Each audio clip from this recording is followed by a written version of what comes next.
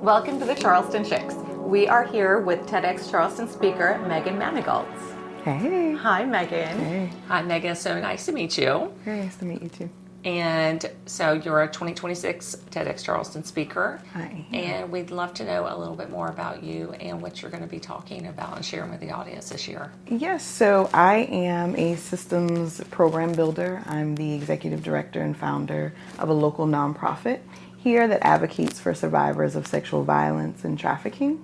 So my talk today is really to raise awareness of why the voice of survivors matter for our community specifically, and not to look more on what's happening so far away, but focus more on what's happening here and what we can do here to help. What is the name of your nonprofit? It's I Am Voices. So tell us about that. Yeah. We provide housing and supportive services to survivors over the age of 18. We currently have 2 safe houses so that survivors can come in and rebuild their lives. And then we also have a program called Blossom Supportive Services, which is for the community of survivors who may have the house but still needs the case management, the access to health care, and things of that nature. I started it in 2017. And we're still in there doing the thing and just watching survivors excel within the program. I love what you're doing. It makes such a difference. Yes, thanks. So tell us what made you want to be a TEDx speaker? Because I wanted the community to pay attention. I wanted the community to understand what the data says and what the actual numbers are. Because not often do we hear the voices of survivors who may not report, or survivors who are in households where everything that happens in our community or in our household stays there. That doesn't make it to the data report. And then they still need the community to become their allies to grow in life. And so I figured by having the TEDx talk, it will drive it home.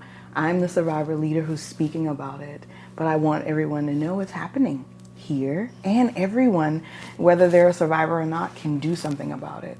They can use their relationships, they can use their community to just create safe spaces from wherever they are. So did you decide to open your nonprofit based on your own personal experience? Well, lots of different things. I experienced my first sexual assault very young. And so when I was able to have children of my own, they became the age I was when I first had the experience. And so something in me said, I need to teach them something different. I need to let them know that their intuition and how they feel and what they tell me is important and it matters. And so I started not knowing what it would become today, not knowing what the needs are in the community, but because survivors need community to develop and become stronger. That's amazing. So how did you start? Yeah, What was the first step of that process? Yeah, so I started with my children. I would have these conversations with them about boundaries, about calling body parts what they actually were, not giving any nicknames. When they felt uncomfortable going into different situations or around different family members, that was okay. I wasn't going to push them into doing any of those things. And people in the community and our friends would say, well, what are you teaching those kids? And so I would just say, I'm talking to them about boundaries, I'm educating them. And they would say, well, I don't want to have that conversation with my children. Can you talk to them? Oh. And I started, before I knew it, I had all these nieces and nephews and cousins and then other neighbors who would bring their children in. And my spouse said, Megan, I think you should start telling people what happened to you, your story. Because prior to that, I had never shared my story. Wow. I just was helping.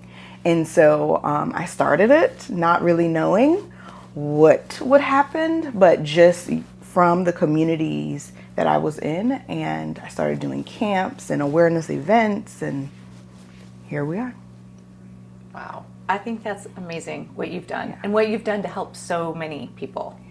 Yeah, I'm excited about it. I'm just excited that even though they graduate the program, we're still a community. So whether or not they're in it, they're volunteers. Some of them are now on staff. Like, they want to still be a part of it. And I think that's what excites me the most, because I am now in a space of building systems and programs that I once needed to. Building the community that you would have liked to have had, right? Yeah. Which is amazing. Yeah. Doing better for what like you missed out on. Yeah. What sorry, were you gonna ask? No, go ahead. I'm like, I'm just gonna keep going.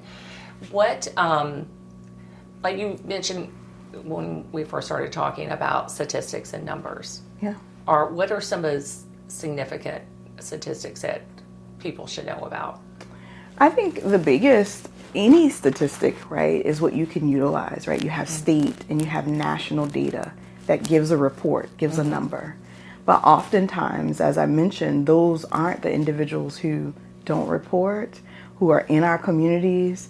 When I think about my own story, no one reported but one time. But it happened to me several times in my life. And so when we hear the data, a lot of people want to zone into that. But almost you can quadruple that to the reality of how many survivors do we walk past every day that are in our families and in our community.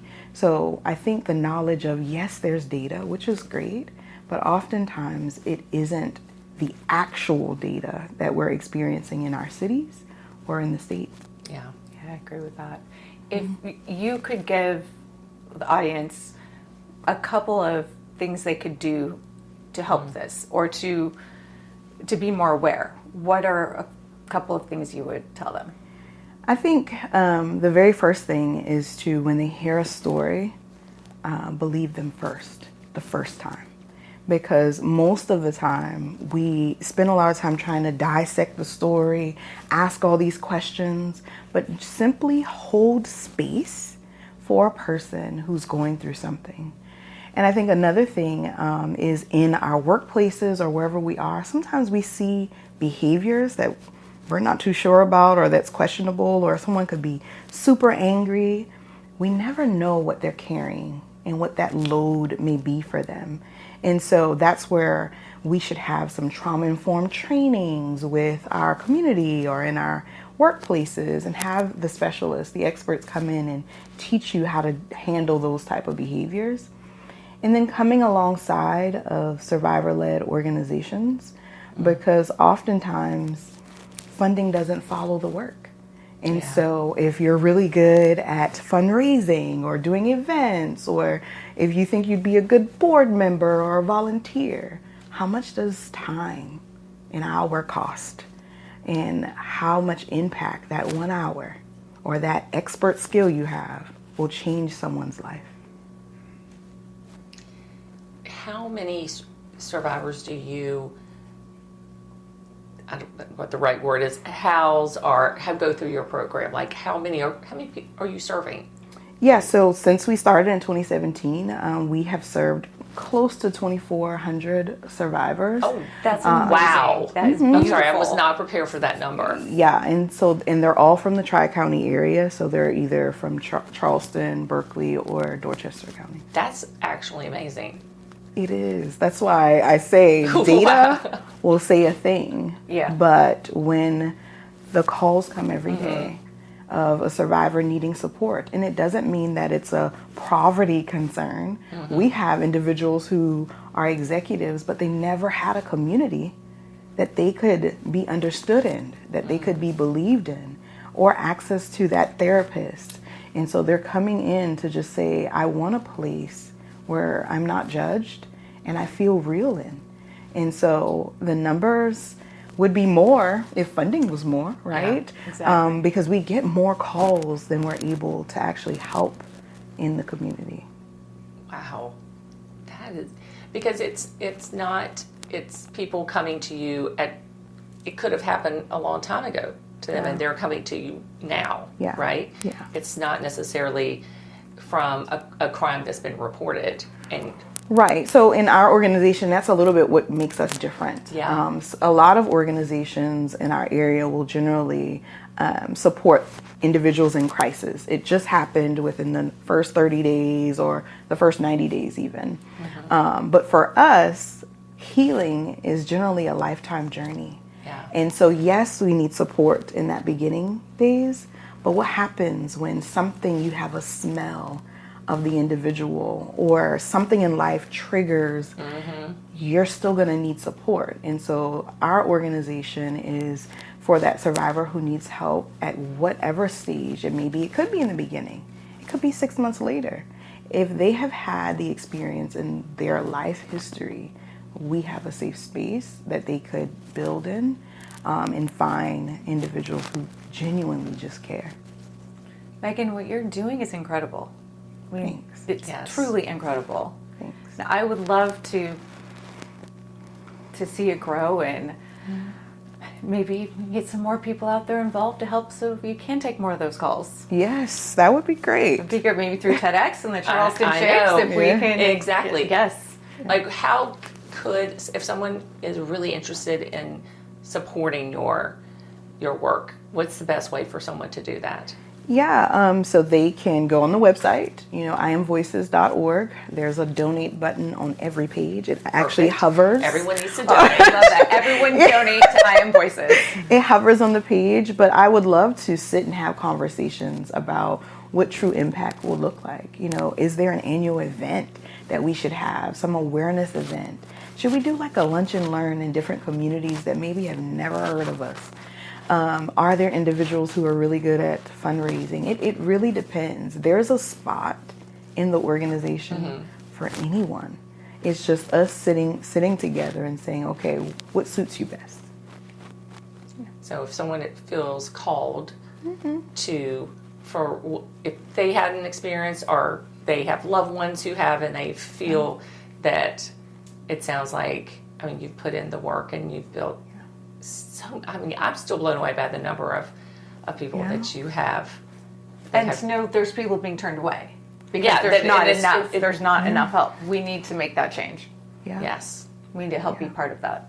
Yeah, it's important. One of the biggest needs for the organization at this point is more housing spaces, because when the participants or come into the program or the survivors come into the program, we need a space for them to rebuild in. It cannot be, just these emergency 30 days. It has to look different. No one can rebuild their lives. Nobody in 30 days. In 30 days. No. Most people not in 3 months. Right. Gosh.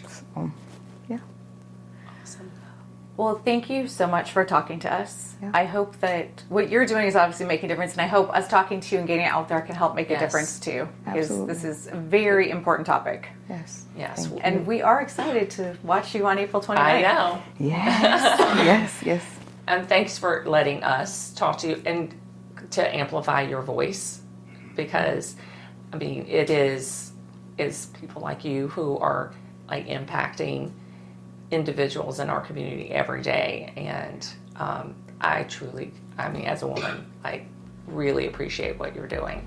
And I also can't wait to see you on the 29th. Sounds good. Sounds good. I'm excited too. Well, thank you so much. It was lovely having you here.